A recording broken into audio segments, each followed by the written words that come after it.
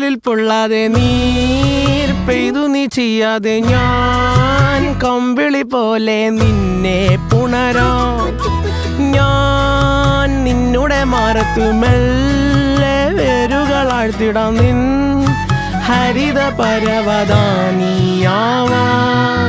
കാലം കൂട്ടുനിന്നില്ലെങ്കിലും എന്നെ പറിച്ചെറിഞ്ഞാലും വീണ്ടും പടർന്നു കേറിടും ഞാൻ.